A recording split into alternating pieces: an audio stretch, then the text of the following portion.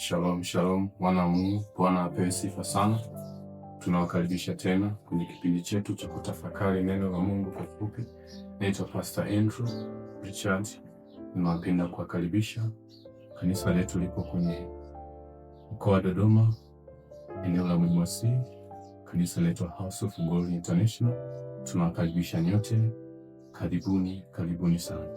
Bwana Yesu apewe sifa. Tutafungua kipindi chetu kwa maombi mafupi. Baba, katika jina la Yesu, Mungu tukufu, mwenye enzi na mamlaka, uketi mahali pa juu palipoinuka, nasema asante kwa ajili ya neema hii. Asante kwa kutukutanisha Bwana, katika jina la Yesu. Tunakurudishia sifa na heshima na utukufu. Asante kwa ajili ya mtazamaji, kwa ajili ya msikilizaji. Baba, tunakushukuru katika jina la Yesu. Roho Mtakatifu, tunakukaribisha. Uwepo wako na nguvu zako tukaweze kuelewa na neno hili la leo ambalo umeachilia kwa ajili ya utukufu wako Bwana, kwa ajili ya watu wako, katika jina la Yesu Kristo wa Nazareti hai. Asante kwa ajili ya neema yako Bwana. Pokea sifa, pokea heshima, pokea utukufu. Uweza na mamlaka ni vyako, katika jina la Yesu Kristo wa Nazareti hai tunaomba na kuamini. Amen. Amen. Karibu wana wa Mungu. Tutaenda kutafakari neno la leo, nasema kwamba ushindi wako upo kwenye kutii. Bwana Yesu apewe sifa sana. Ushindi wako upo kwenye kutii.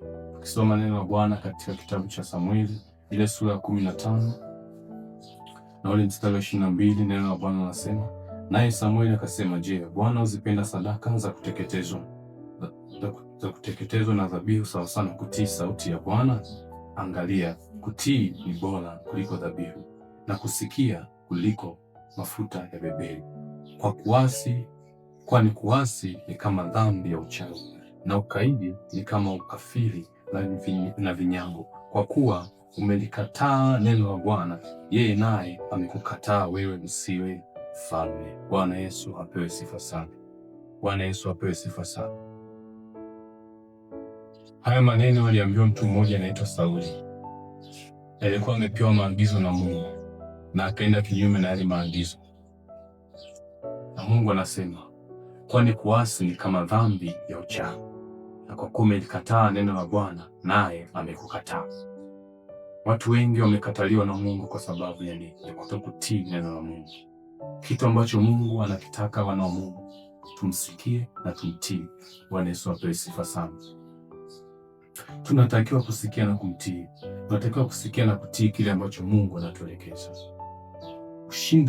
Ushindi wetu upo pale kwenye kutii neno la Mungu, kwenye kutii ya maagizo ya Mungu. Kile ambacho amesema usifanye na kile ambacho amesema ufanye, pale ndo penye ushindi wetu, na ni pale ambapo watu wengi wanafeli. Bwana Yesu apewe sifa sana.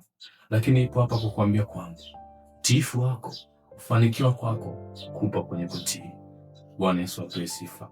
Na anasema kwamba, je, Bwana uzipenda sadaka za kuteketezwa na dhabihu sawa sawa na kutii? Bwana Yesu apewe sifa.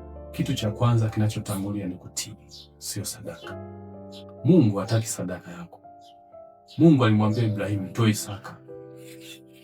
Lakini Mungu alikuwa anatafuta nini kwa Ibrahimu? Alikuwa anatafuta utii kwa Ibrahimu. Bwana Yesu apewe sifa sana. Lakini nini kilichotokea baada ya Ibrahimu kutii sauti ya Bwana? Hadi leo anaitwa baba wa imani. Hadi leo wanaitwa baba wa imani. Hadi leo tunamkumbuka. Bwana Yesu apewe sifa. Kwa utii alioonyesha, alitembea pamoja na Mungu akitii neno la Mungu. Bwana Yesu apewe sifa. Kwa ushindi wetu uko pale kwenye kutii. Hatufanikiwi kwenye maisha yetu kwa sababu tumeshindwa kutii neno la Mungu. Tumefanya kile ambacho amesema tusifanye, na kile ambacho amesema tukifanye tumekiacha. Bwana Yesu apewe sifa sana. Kwa ushindi upo kwenye maisha yako, katika maisha yako ya kiroho. Ushindi katika maisha yako ya kimwili, Bwana Yesu apewe sifa, unatokana na utii. Hata kwa wazazi wetu, yule mtoto ambaye alikuwa na mtii, alikuwa anatii wazazi, ndio alikuwa anapata vitu vizuri. Bwana Yesu apewe sifa sana. Hatupati ushindi kwa uzoefu. Bwana Yesu apewe sifa. Hatufanikiwi kwa sababu ya nguvu tulizo nazo. Tunafanikiwa kwa sababu tunatii neno la Mungu, tunatii maagizo ya Mungu. Bwana Yesu apewe sifa sana. Bwana Yesu asifiwe sana. Watu wengi wanataka baraka za Mungu lakini hawataki kutii. Watu wengi wanataka mafanikio lakini hawataki kutii. Hakuna mahali kokote utafanikiwa bila kutii.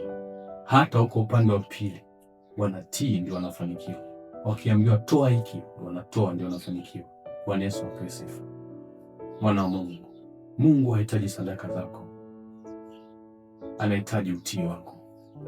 Utii Mungu, fuata kile ambacho anataka ukifuate, na uache kile ambacho Mungu anataka ukiache. Na hiyo ni mara nyingi akisema usifanye hiki, sio kwa faida yake, bali kwa faida yetu sisi wenyewe. Bwana Yesu apewe sifa sana. Bwana Yesu asifiwe sana. Kwa hiyo mtii Mungu, mwana wa Mungu. Jitahidi kuwa mtiifu, kuwa mtii kwa kiongozi wa kanisa lako, kuwa mtii kwa kuhani wa kanisa lako. Utamwona Mungu kwenye maisha yako, utaziona baraka za Mungu. Baraka za Mungu ziko pamoja na wanaotii. Bwana Yesu apewe sifa. Baraka za Mungu zinajua mahali pa kwenda, na laana inajua mahali pa kwenda. Tumeishi kwenye laana kwa sababu gani? Tumeshindwa kutii. Hata mzazi usipomtii anakulaani. Bwana Yesu apewe sifa. Mtii Mungu, tii viongozi wako, tii kuhani wako. Utamwona Mungu kwa namna ya ajabu. Utamwona Mungu kwa namna ya ajabu. Utaziona baraka za Mungu kwa namna ya ajabu. Bwana Yesu apewe sifa sana. Bwana Yesu apewe sifa sana. Ninaomba Mungu akachilie neema ya utii ndani yako. Ninaomba Mungu wa mbinguni akachilie roho ya utii ndani yako. Ukabadilike kuanzia leo. Maisha yako yakabadilike kuanzia leo. Mtazamo wako ukabadilike kuanzia leo.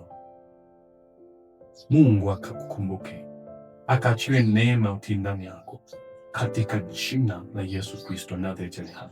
Sifa na heshima na utukufu ni vyako Bwana. Asante Mungu wetu kwa ajili ya mtu huyu anatusikiliza. Asante Baba katika jina Yesu kwa ajili ya mtazamaji. Ninaomba neema yako Mungu ukitema kwa juu. Baba katika jina la Yesu, Mungu mwenye nguvu, neema ya Mungu kaiachilie ndani yake, na ile roho ya utii kaiachilie ndani yake kuanzia leo. Baba katika jina Yesu, akakutie Bwana katika maisha yake yote. Mungu mwenye nguvu, pokea sifa, pokea heshima, pokea utukufu, uweza, mamlaka ni vyako, katika jina la Yesu na kwa damu ya Yesu tumeomba. Amen.